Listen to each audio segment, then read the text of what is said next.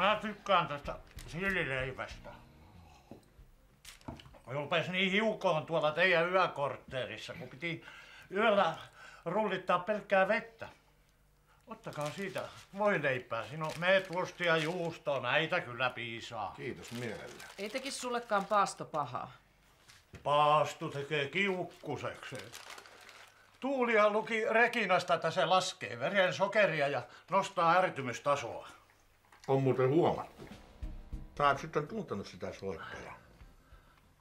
Ja ketä soittajaa? Häntä, jonka te sanoitte soittaneen toissailtana kello 22.30. Taisi olla karvan verran ylikin. Joo, en tuntenut. Kai hän sentään esitteli itsensä tai edustamansa firman. Vartoos nyt. Kyllähän se taisi jonkun firman nimen sanoa.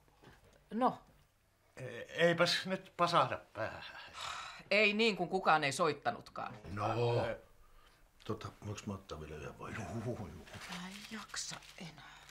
Mä en yksinkertaisesti jaksa enää. Eihän sun taharte kyllä Juurikkala selvittää nää yksinkin.